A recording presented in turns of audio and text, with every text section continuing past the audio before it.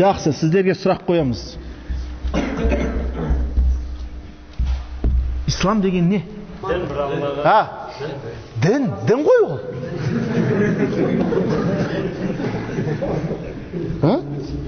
Субханалла, сіздерді ат жасқа қосайын деп жатыр ғой. Имамдарыңыз. Енді бұл дінді ұстайтын адамды кім дейді? Мұсылман дейді. Міне, мұсылман деген кім деген кезде ол мына дінді ұстайтын адамды айтады. Түсіндіңіздер ме? Мұсылман деген кім? Ислам дінін ұстанатын адамды айтады. Сол ислам дінін ұстанатын адамдар екіге бөлінеді. Негізгі екі бөлікке бөлінеді. Шииттер.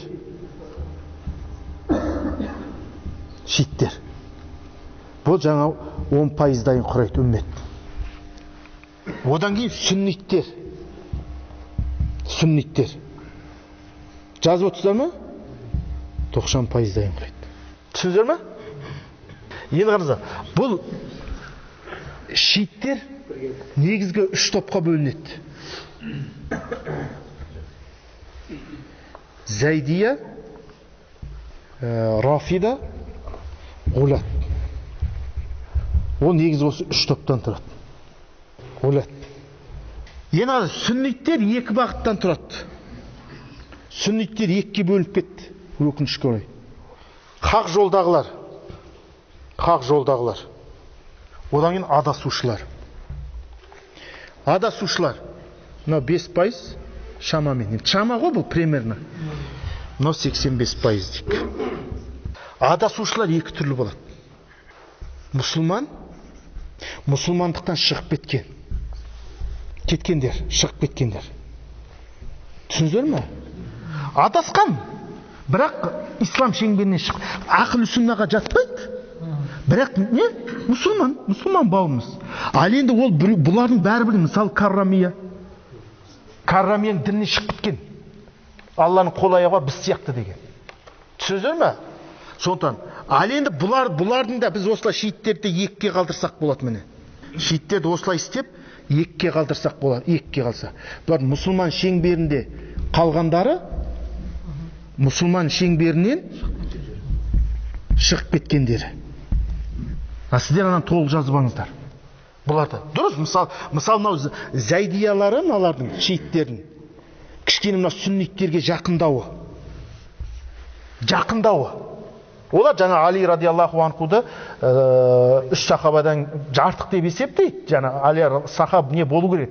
Бірақ Абу Бәкірдікі де дұрыс, Омардікі де дұрыс, осыны мойындайды. Түсіндіңіздер ме? Сондықтан бұлардың ішінде де шиит, бірақ ислам шеңберінде қалғанда намазын оқиды, пайғамбардың Мұхаммед. Ал енді шиит, бірақ ислам шеңберінен шығып кеткен. Йеменнің шииттері ана жаңағы. Жоқ, ол жалғыз Йемен ғана емес, ол көп жерде бар. Түсіндіңіздер ме? Жаңағы осыны түсініп алыңыздар. Сондықтан адасудың бәрі бірдей діннен шықпайды. Сондықтан кез келген адасушы, қателесуші топтың ұстанымы жақсылап жаттап алыңыздар. Кез келген адасушы, қателесушілер ұстанымы, сенімі күпірлік пен шіркке апармаса, ол мұсылман шеңберінен шықпайды. Кез келген мұсылманның іс әрекеті күпірлік пен шіркке апармаса, не істемейді ол? Міне, мынау мұсылман. Осы мұсылманның сенімі, ұстанымы шірк пен күпірлікке апармаса, ол діннен шықпайды. Түсіндіңіздер ме? Адасқаны, қателескендік үшін не істейді? Құдайдың алдында жазасын тартады, бірақ жүрегінде күпірлік пен шіркке бармағандығы үшін ол ертең тозақтан шығады. Түсіндіңіздер ме? Ол сүннит, ол адасушы болсын, басқа болсын, хақ жолдамын деуші болсын, оның жаңағы ісі, әрекеті күпірлік пен шіркке апарса, болды діннен шығып қалады. Түсіндіңіздер ме?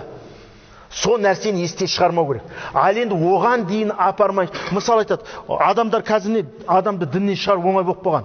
Біреуге мынжеге қызыл шүберек байлап қойдың да, о бітті дейді, шірк. Мен мынадан тақтаны Құдай дедім ба? Кейін біреу ұрлап кетсе белгі болып тұрсын деп таққан шығармын. Болмаса мына шүберекті көргенде мен есіме түсіп тұрсын деп таққан шығармын. ықтимал әртүрлі нәрсе.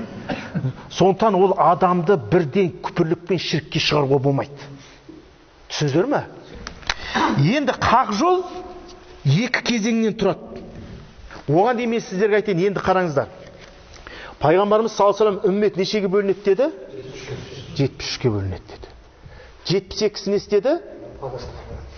Т деді, 72-сін Т деді. Біреуі не деді? Ж деді. Түсіндіңіздер ме? Енді сол 72-сін былай талдауға болады. Мәңгі тозақы, уақытша тозаққа кіретіндер. Түсіндіңіздер ме? Сондықтан бірі жәннатта деді. Оның бірден кіретіндер, Алла солардан кейіннен барып кіретіндер. Кейіннен кіретіндер. Енді кейіннен кіретіндер жәннатқа кіргенге дейін қайда болады? Енді прохатта отырмайды ғой. Тозақта болады дейміз.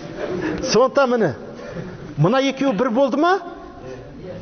Мынау адасқандық үшін, мынау жаңағы күнәсі үшін кіреді тозаққа. Мынау хақ жолдағы адам, күнәсі бар, намазын оқымады ма, оразасын ұстамады ма, жаңағы біреуді алдап қойды ма, қиянат жасап кетті, лақтырып кетті ма мысалы. Ал енді мынау намаз оққан, ораза ұстаған болуы мүмкін, бірақ сенімді адасқанда, бірақ адасуы мұсылман шеңберінен шығармағаны да. Сондықтан бұл уақытша тозақта болады. Түсіндіңіздер ме? Ал енді осы бұл мынау хадистің түсінігі де 73-тің. Енді осыны Рамазан Бути былай деп түсіндіреді. 73-ке бөлінеді деді ғой. 72-сі не деді? Т. Құдай сақтасын, бірі Алла нәсіп етсін, осылай деді. Сонда 72-сі тозақта деген кезде дейді, кім айтады? Ол мына мәңгі қалатынды айтты дейді. Болды. Түбі тозақ. Түсіндіңіздер ме? Мына әдейі былай белгілеп қоям. Ал бірі жәннаты деген кезде дейді, ол ерте ме кеш пе? Әйтеуір түбі жәннатыларды айтты дейді. Адасын, адаспасын, бірақ ақыр түбі не істейді? Жәннатқа кіреді деді. Мына былай істесеңіздер болады. Мынау Ромбек мына мәңгі қалатындар дейді да. А мынау бірі жәннаты дегенде былай айтты да, ішінде бірден кіретіні бар, кейіннен кіреді. Адасып кіретіндер бар, күнәсіп кіретіндер бар. Түсіндіңіздер ме? Енді мынау хақ жолдағылар екі кезеңнен тұрады. Период дейміз ғой, екі кезең. Салафиттер емес, салаф. Салих деп қойыш.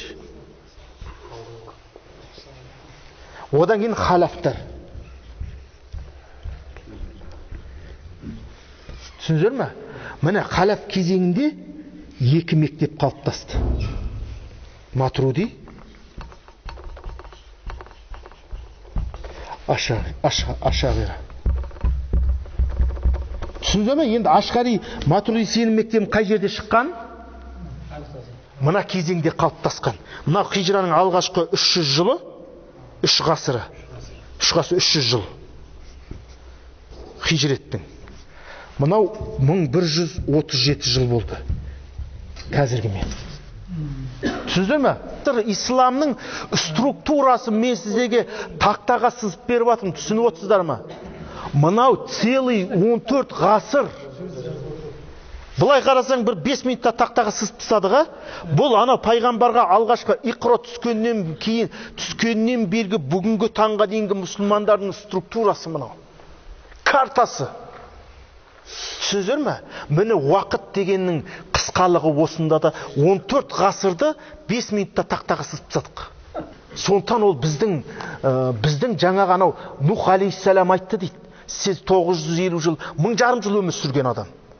Сон 950 жылы Алла дініне шақырған. Сонда санаулаған абым болған.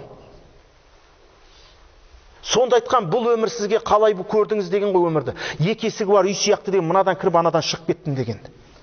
Біздікі онда есік ештеңе жоқ деген сөз ғой. Ол бір екі есігі бар деген, екі жағында бір үй сияқты деген, біреуінен кірдім деген, біреуінен шығып кеттім деген, 9,5 жылды солай ғана сурет деген да. А сіз 1400 жылды 1 секундта сызып тастадың да тақтаға.